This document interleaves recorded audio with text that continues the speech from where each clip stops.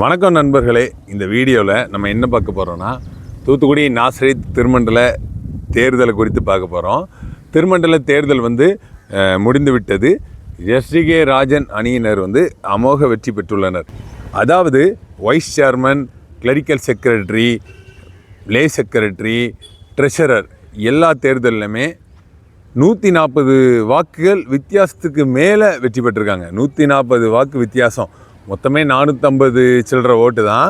அதில் 140 வாக்குகள் வித்தியாசத்தில் எல்லா தேர்தல்லையும், அதாவது வைஸ் சேர்மன், கிளரிக்கல் செக்ரட்டரி, லே செக்ரட்டரி, ட்ரெஷரர் இந்த 4 தேர்தல்லையும் 140 வாக்கு வித்தியாசத்தில் வெற்றி பெற்றிருக்காங்க. இது ஒரு வரலாறு காணாத வெற்றி, அப்படி தான் நம்ம சொல்லணும். மற்றபடி எல்லா இதுலேயுமே எஸ்டிகே அணி தான் வெற்றி பெற்றிருக்காங்க. கிளரிக்கலில் 3 எக்ஸிக்யூட்டிவும் எஸ்டிகே தான் வந்திருக்கு. லேயில் 5 எக்ஸிக்யூட்டிவும் எஸ்டிகே அணி தான் வந்திருக்கு. லேயில் 11 சினாடும் எஸ்டிகே அணி தான் வந்திருக்கு. அதாவது குருவானவர்களில் 6 சினாடில் எஸ்டிகே அணியினர் 3ம், எதிர் அணியினர் 3ம் வந்திருக்காங்க. இதுதான் இந்த தேர்தலுடைய ரிசல்ட்டு. அடுத்து இன்னைக்கு தேர்தல் நடந்து 2 நாள் ஆகிறது. தேர்தல் திங்கக்கிழமை நடந்துச்சு. நமக்கு எல்லா ரிசல்ட்டும் நேற்று செவ்வாய்க்கிழமை கிடைத்தது. இன்று மெட்ராஸ் ஹைகோர்ட்டில் தேர்தல் சம்பந்தமாக கேஸ் வரும்போது இந்த தேர்தல் எல்லாம் செல்லும் என்று மெட்ராஸ் ஹைகோர்ட் ஒரு உத்தரவை பிறப்பித்துள்ளது.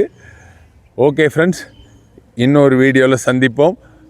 முக்கியமாக இந்த தேர்தலை சிறப்பாக நடத்தி கொடுத்த ஜோதிமணி ஐயாவுக்கு நம்ம நன்றியை தெரிவித்துக் கொள்வோம்.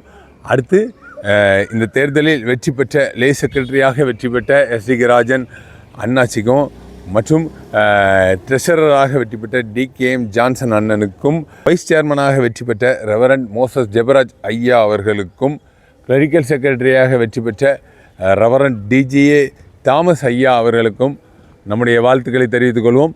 மற்றபடி வெற்றி பெற்ற அனைத்து எக்ஸிக்யூட்டிவ் மெம்பர்களுக்கும் நமது வாழ்த்துக்களை தெரிவித்துக் கொள்வோம். நற்பணி தொடர வேண்டும். இந்த ஆட்சி ஒரு எடுத்துக்காட்டான ஆட்சியாக அமைய வேண்டும்.